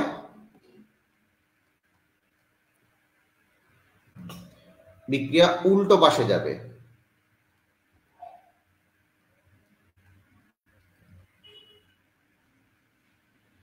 এটা বুঝবেন, যা হয় তাই করা হলে বিক্রিয়া উল্টো পাশে যাবে। তার মানে তাপমাত্রা, তাপ হারি বিক্রিয়ায় তো তাপমাত্রা অটোমেটিকলি কমে, তাপমাত্রা অটোমেটিকলি কমে। তাহলে যদি আমি তাপমাত্রাটা আবার কমাই, তাপমাত্রাটা যদি আমি আবার কমাই, তার মানে বিক্রিয়া উল্টো পাশে যাবে, তার মানে দ্রাব্যতা কমবে, তার মানে দ্রাব্যতা কমবে। আবার দেখেন, যদি তাপমাত্রাটা আমি বাড়াচ্ছি, এই যে তাপমাত্রাটা যদি আমি বাড়াই, ভালো করে বুঝেন, এই যে তাপমাত্রাটা আমি বাড়াইলাম, তার মানে কি, যেটা হচ্ছে তার উল্টোটা করা হচ্ছে, বিক্রিয়া সিধা পাশে যাবে, তার মানে দ্রাব্যতা বাড়বে। তাপ হারি বিক্রিয়ায়, ভালো করে বুঝবেন, তাপ হারি বিক্রিয়ায় তাপমাত্রা কমালে, আর তাপ হারি বিক্রিয়া দেয় কারা? এরা। এখানে কোনো এক্সেপশন নাই, বাট এখানে একটা এক্সেপশন আছে, তাপ উৎপাদী বিক্রিয়া দেয় এরা। আবার দেখেন, তাপ উৎপাদী বিক্রিয়ায়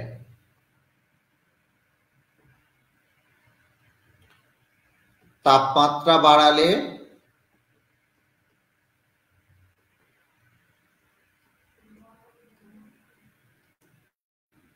দ্রাব্যতা, তাপমাত্রা কমালে দ্রাব্যতা। দেখেন দুইটা পোর্শন, তাপমাত্রা কমালে দ্রাব্যতা,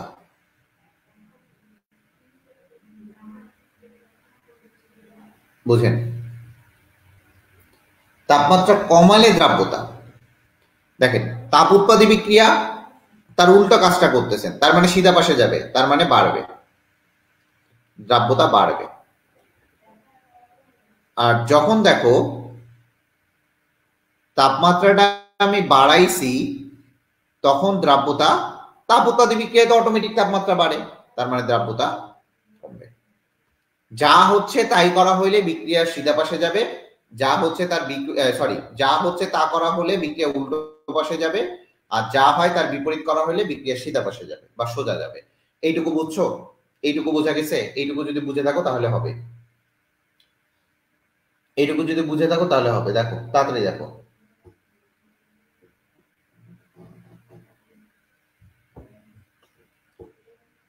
বোঝার চেষ্টা করো, তাড়াতাড়ি বুঝো। এইটুকু বুঝছো?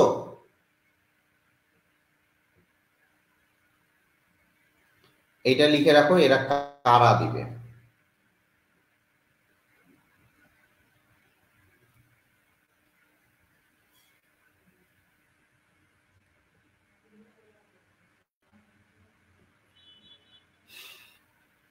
ক্লিয়ার? আচ্ছা, এরপরে চলে আসো, এই জিনিসটা আজকে শেষ করতে হবে। দ্রাব্যতা শেষ করলে আমাদের প্রায় শেষ। চলে আসি, যদিও আরো আছে পড়ানো, ব্যতিক্রম সবকিছুতেই থাকে। আচ্ছা, আমি একটা সহজ কথা বলি। এখানে এই তাপ উৎপাদী বিক্রিয়া বা তাপহারী বিক্রিয়া, এখানে দুই ধরনের তুমি লেখচিত্র পাবা।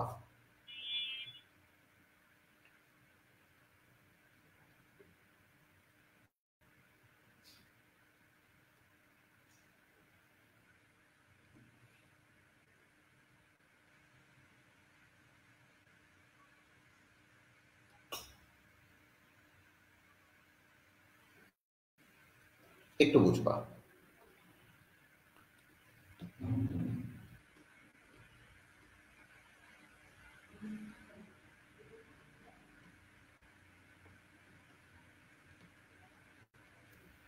খুবই খুবই খুবই ইম্পর্টেন্ট একটা বিষয়, এগুলা খুবই ইম্পর্টেন্ট একটা বিষয়। দেখেন, এইটা হচ্ছে আমার তাপমাত্রাটা বেড়ে যাচ্ছে, খুবই ঠান্ডা মাথায় বুঝেন, তাপমাত্রাটা বাড়তেছে এই সাইডে। এই পাশে হচ্ছে আমার তাপমাত্রাটা বাড়তেছে। আচ্ছা, আমি এখানে মনে হয় একটু ভুল লিখছি, মানে ভুল বলতে এটা হচ্ছে আমার টেম্পারেচার বা তাপমাত্রা, আর এটা হচ্ছে আমার দ্রাব্যতা।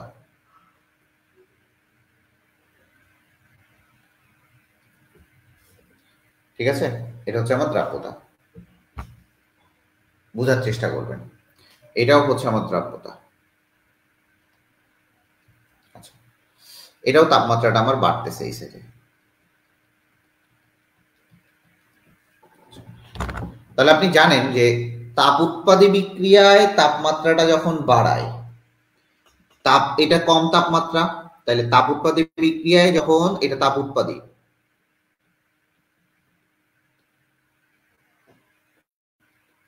ভালো করে বুঝেন, এটা হচ্ছে আমার তাপ উৎপাদী বিক্রিয়া।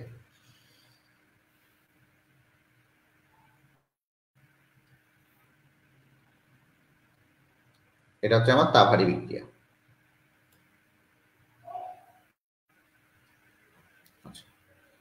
এখন দেখেন, এই জায়গাটাতে এটা হচ্ছে সব থেকে কম তাপমাত্রা, ভালো করে বুঝেন, এটা আমার সব থেকে কম তাপমাত্রা, তাই না? সবাই একটু কথা বলবেন, এগুলা কথা না বললে আপনি বুঝতে পারবেন না। তাহলে কম তাপমাত্রা আমার দ্রাব্যতা থাকবে হাইয়েস্ট, সব থেকে বেশি। তাহলে এইটার লেখচিত্রটা হবে এরকম, যে তাপমাত্রা এটা কি রকম লেখচিত্র হচ্ছে, বাজে লেখচিত্র হচ্ছে।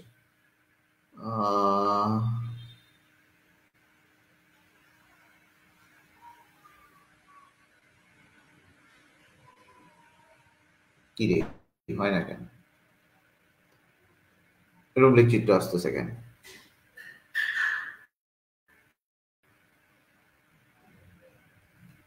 না, এটাও ভালো না, আর কিছু নাই।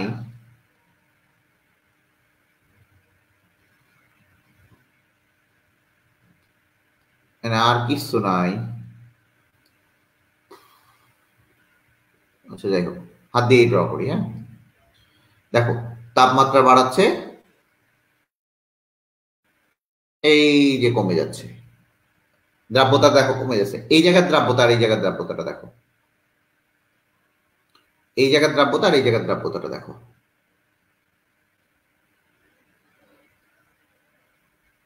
এই জায়গার দ্রাব্যতা দেখো, আর তুমি আগের দ্রাব্যতাটা দেখো, এই জায়গার দেখো, দুইটা দ্রাব্যতা দেখো, দুইটা দ্রাব্যতা দেখো, এই জায়গার দ্রাব্যতাটা দেখবা আর এই জায়গার দ্রাব্যতাটা। তাহলে তাপ উৎপাদী বিক্রিয়ায় যখন তাপমাত্রাটা আমি বাড়াচ্ছি, তখন আমার এই যে দ্রাব্যতা ধীরে ধীরে কমে যাচ্ছে। বাট তাপহারী বিক্রিয়ায়, দেখো, তাপহারী বিক্রিয়ায় কম তাপমাত্রায় দ্রাব্যতা সর্বনিম্ন, তখন দেখা যায় দ্রাব্যতাটা এই রকম ভাবে বেড়ে যাচ্ছে, এই যে এরকম। আমার কথা কি বোঝা গেছে? কথা বোঝা গেছে? দেখেন, কথা বোঝা গেছে? তাহলে এই টাইপের বেড়ে যাচ্ছে, তার মানে আপনাকে এখানে বুঝতে হবে, এই যে দ্রাব্যতা এখানে দেখেন চাঙ্গে উঠে গেছে, দ্রাব্যতা এখন চাঙ্গে, আমি ভাসি গাঙ্গে। হ্যাঁ, এই দেখেন দ্রাব্যতা, দেখেন তাপমাত্রাটা দেখেন, এই জায়গায় তাপমাত্রা দেখেন, এই যে তাপমাত্রাটা দেখেন, তাপমাত্রা অনেক বেশি না এই জায়গায়, এখানে তো তাপমাত্রা ইনক্রিজ হচ্ছে, এই জায়গায় তো তাপমাত্রাটা ইনক্রিজ হচ্ছে, তাপমাত্রা এই সাইডে ইনক্রিজ হচ্ছে। তাপমাত্রা বাড়তেছে।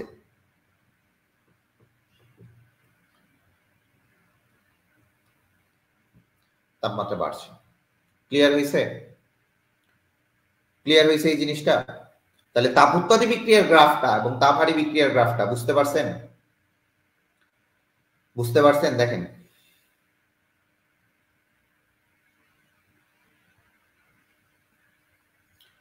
বুঝতে পেরেছেন বাচ্চারা? ক্লিয়ার হয়েছে? ব্যাপারগুলো ক্লিয়ার হচ্ছে? মাইশা, তোমার পড়ানো কেমন লাগতেছে? পড়া ভালো লাগতেছে? আমি কিন্তু সবাইকে জিজ্ঞাসা করি, ভাবিও না এটা আমার উইক পয়েন্ট, বাট আমি সবাইকে জিজ্ঞাসা করি। I use to like to do this always. আমি জিজ্ঞাসা করি সবাইকে কেমন লাগতেছে, বুঝতে পারতেছো কিনা, হ্যান ত্যান মেলা কিছু জিজ্ঞাসা করি।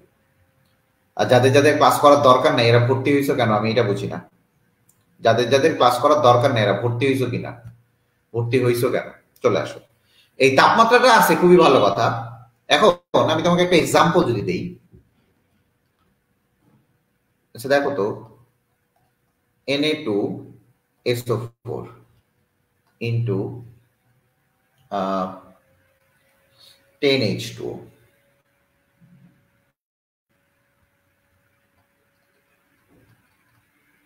এটা তাপ উৎপাদী বিক্রিয়া দিবে না তাপহারী বিক্রিয়া দিবে, এটা বলেন আমাকে। আপনি জাস্ট এটা বলেন, এটা কোন ধরনের বিক্রিয়া দিবে, এটা কোন ধরনের বিক্রিয়া দিবে, জাস্ট এটা বললেই হবে আমাকে। কোন ধরনের বিক্রিয়া দিবে বলেন? তাপ উৎপাদী বিক্রিয়া দিবে না তাপহারী বিক্রিয়া দিবে?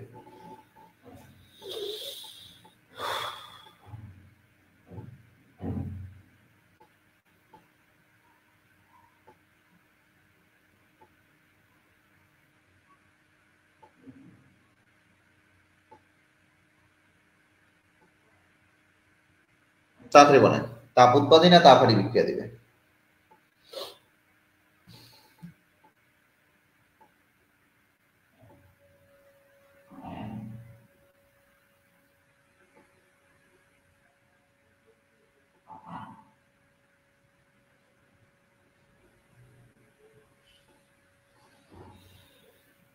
ওই তাড়াতাড়ি, তাপ উৎপাদী বিক্রিয়া দিবে।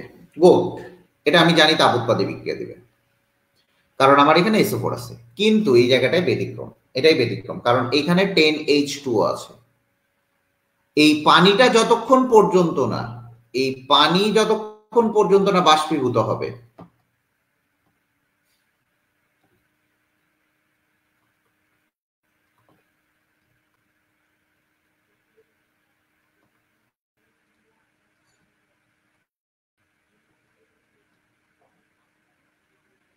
ততক্ষণ এটি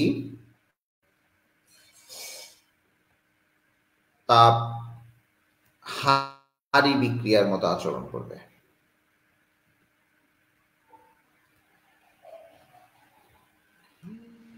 এটি তাপ হারি বিক্রিয়ার মতো আচরণ করবে। এটা মনে রাখবেন, যতক্ষণ পর্যন্ত না এই পানিটা যাবে, এই পানিটা দেখা যায় 32.4 ডিগ্রি সেলসিয়াস তাপমাত্রায় পানিটা বাষ্পীভূত হয়ে যায়।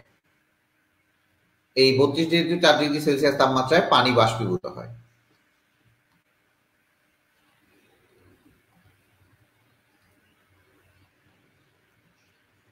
এই তাপমাত্রাটাকে বলা হচ্ছে পরিবৃত্ত তাপমাত্রা। কি বলা হচ্ছে এটাকে? পরিবৃত্ত তাপমাত্রা।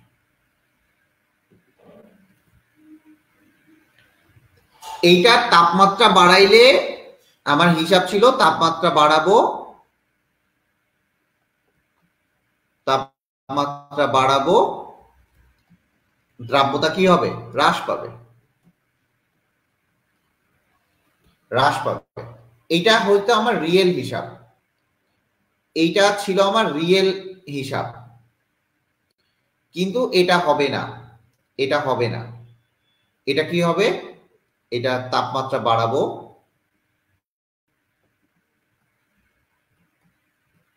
দ্রাব্যতা প্রথমে বাড়বে। কতক্ষণ বাড়বে প্রশ্ন এখানে আসে। কতক্ষণ বাড়বে?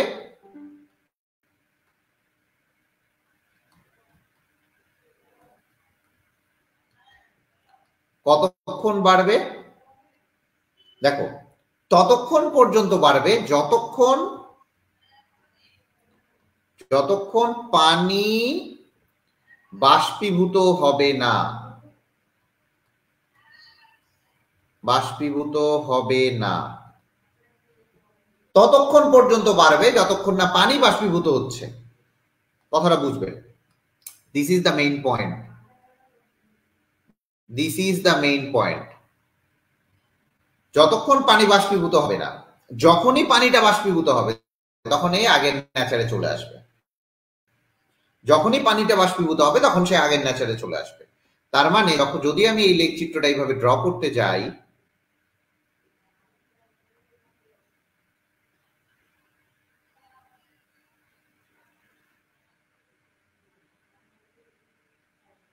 দেখেন তো আমার হিসাবটা এরকম যে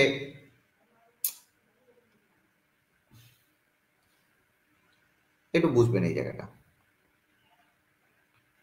আমার প্রথম যে দ্রাব্যতাটা, আমার প্রথমে কি বললাম, পানিটা, এই যে দ্রাব্যতাটা আমার বেড়ে গেছে, তাপমাত্রা বাড়াচ্ছি, আমার দ্রাব্যতা বাড়তেছে। এখানে যদি আমি তাপমাত্রা লিখি আর এটা যদি আমি দ্রাব লিখি, এটা আমি তাপমাত্রা লিখলাম, এটা আমি দ্রাব্যতা লিখলাম, তাহলে যখনই আমি তাপমাত্রাটা বাড়াচ্ছি আমার দ্রাব্যতা বাড়তেছে। এই যে সার্টেন পয়েন্টে গিয়ে, এটা হচ্ছে 32.4 ডিগ্রি সেলসিয়াস। ভালো করে বুঝেন, 32.4 ডিগ্রি সেলসিয়াস। এই সার্টেন পয়েন্টে গিয়ে তোমার দ্রাব্য কি হয়ে গেল, এই পানিটা হচ্ছে আমার বাষ্পীভূত হয়ে গেল। আমি আবারও বলি, এই সার্টেন পয়েন্টে গিয়ে পানিটা আমার বাষ্পীভূত হয়ে গেল। ঠিক আছে?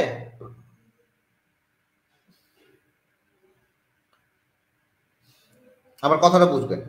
সার্টেনটি পয়েন্টে গিয়ে আমার পানিটা বাষ্পীভূত হয়ে গেল। ঠিক আছে? এখন পানিটা বাষ্পীভূত হওয়ার পর কি হবে? এটা আর নাই, এটা আর নাই। তার মানে কি, তাপমাত্রা যতই বাড়তেছে দ্রাব্যতা আবার কমে যাবে। এই যে দেখেন এই জায়গাটাতে,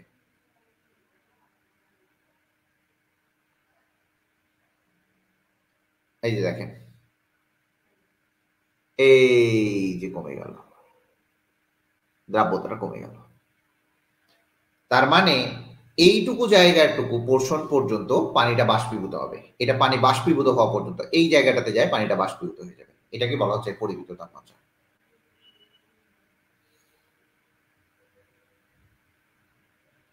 ক্লিয়ার কিনা বলেন?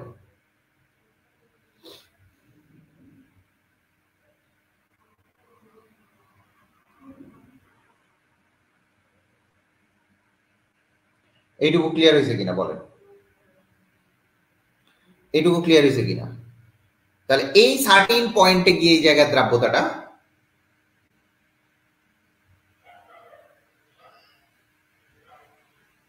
ক্লিয়ার হয়েছে? এইটা হচ্ছে গেল এই টাইপের।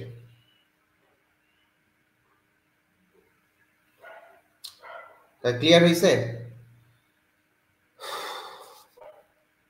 ক্লিয়ার কিনা বলেন, বলেন তাড়াতাড়ি, বলেন তাড়াতাড়ি, বলেন।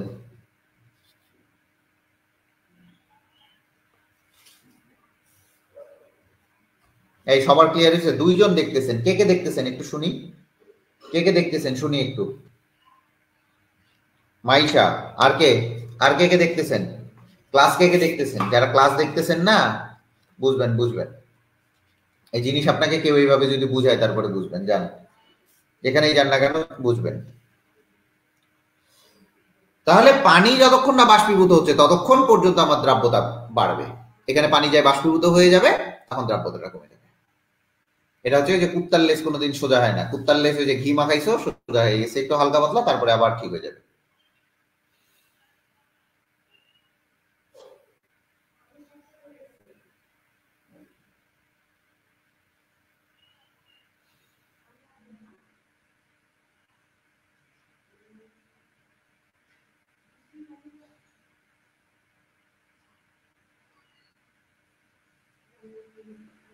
ওকে, ডান। কিছু কিছু গ্যাস আছে, ভালো করে বুঝবেন, 100°C তাপমাত্রায় কিছু কিছু গ্যাসের দ্রাব্যতা শূন্য, কিছু কিছু স্বল্প দ্রবণীয় গ্যাসের স্বল্প দ্রবণীয়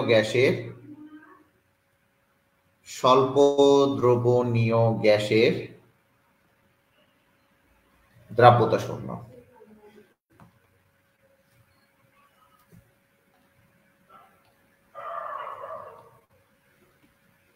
ভালো করে বুঝবেন।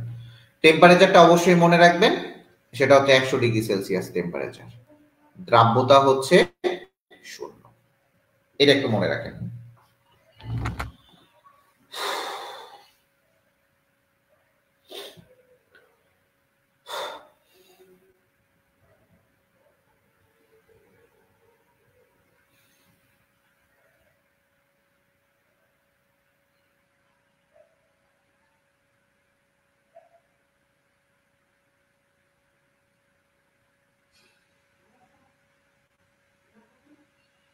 আচ্ছা, এখন চলে আসি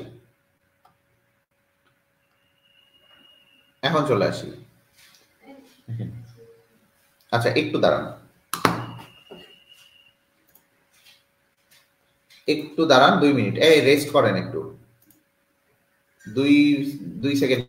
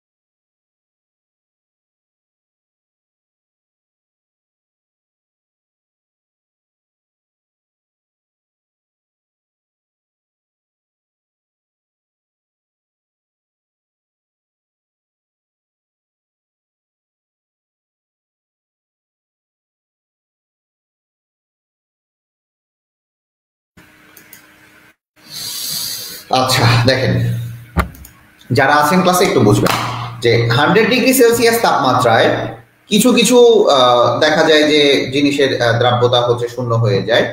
তার মধ্যে দেখা যায় যে কার্বন ডাই অক্সাইড, প্রকৃতপক্ষে কার্বন ডাই অক্সাইডের দ্রাব্যতা 70°তে, এটা হচ্ছে প্রকৃতপক্ষে, এটা হচ্ছে প্রকৃত, বাট 100°তে ধরি আমরা। আর্গনের হয়, তারপরে নাইট্রোজেনের হয়, অক্সিজেনের হয়, এদের দ্রাব্যতা দেখা যায় যে শূন্য হয়ে যায়, এদের দ্রাব্যতা শূন্য হয়ে যায়। এই কারণে একটু বোঝার চেষ্টা করবা, প্রখর রোদে, এই কারণে এই যে অক্সিজেনের দ্রাব্যতা শূন্য হয়ে যায়, প্রখর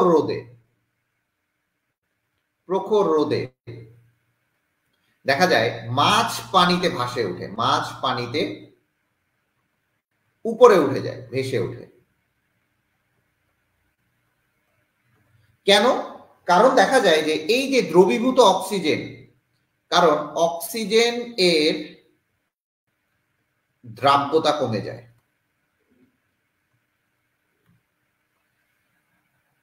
অক্সিজেনের দ্রাব্যতা যখনই কমে যায় তাহলে পানির মধ্যে আর অক্সিজেনটা থাকে না, তার মানে মাছ পানিতে নিঃশ্বাস নিতে পারে না, তার মানে মাছটা পানির উপরে ভেসে উঠবে। বুঝতে পারছেন? মাছটা পানিতে কি উঠবে? ভেসে উঠবে। মাছটা পানিতে ভেসে উঠবে। আচ্ছা, তো এই কয়েকটা টপিকস মনে রাখতে হবে।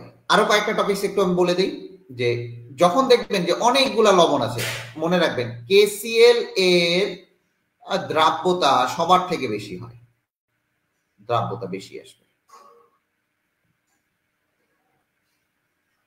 KCl এর দ্রাব্যতা সবার থেকে বেশি আসবে, সবার থেকে KCl এর দ্রাব্যতা সবার থেকে। অনেকগুলা যদি দেয়া থাকে তাহলে দেখবেন যে KCl এর দ্রাব্যতা অনেক বেশি আসে।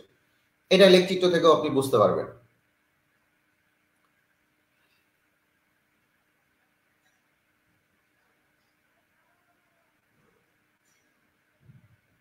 আচ্ছা, প্রশ্নগুলো আপনাদের এখানে আরো করা উচিত ছিল। আপনাদের কোশ্চিন আমি নিজে পড়ি নাই, যে ভাইয়া তাপ উৎপাদী বিক্রিয়ায় তাপমাত্রা কমালে বা তাপ উৎপাদী বিক্রিয়ায় তাপমাত্রা তাপ উৎপাদী বিক্রিয়ায় তাপমাত্রা বাড়ালে কেন দ্রাব্যতা হ্রাস পায়, কেন দ্রাব্যতা কমবে, এইটার কেনর প্রশ্নটা আমার মনে হয় আপনাদের করা উচিত ছিল। এটা কেন হয়? দেখেন, কেন যদি উত্তরটা না করেন সেই ক্ষেত্রে আপনি কিন্তু ধরা খাবেন। প্রত্যেকটা কেনর মানেটাই হচ্ছে আমার খ নাম্বারের অ্যান্সার। দেখেন, অতিরিক্ত তাপে, লেখেন অতিরিক্ত তাপে, কেনর অ্যান্সারটা বোঝার চেষ্টা করবেন। অতিরিক্ত তাপে, লেখেন অতিরিক্ত তাপে দ্রব দ্রাবকের মধ্যকার বন্ধন শক্তিকে অতিক্রম করে। দ্রব দ্রাবকের মধ্যকার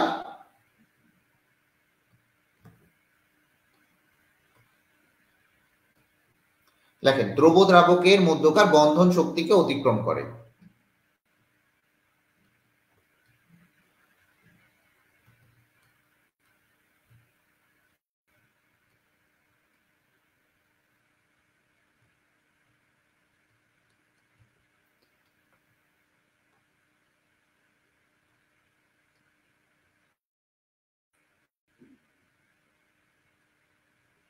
এবং আপনার এটার অ্যান্সার হবে এটা।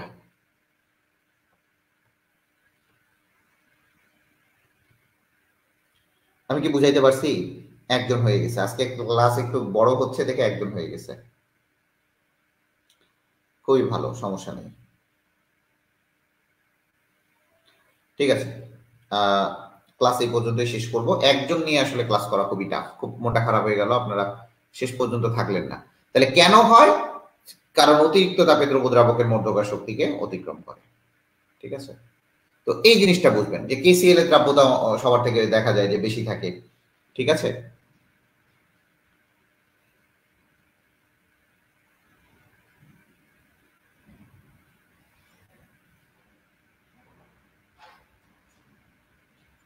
ক্লিয়ার হয়েছে? দেখেন,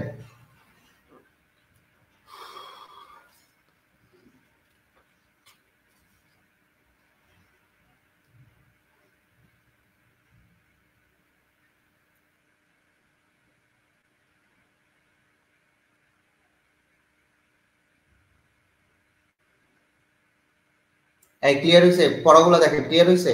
তাহলে আমি শেষ করব। ক্লিয়ার হলে শেষ করবো।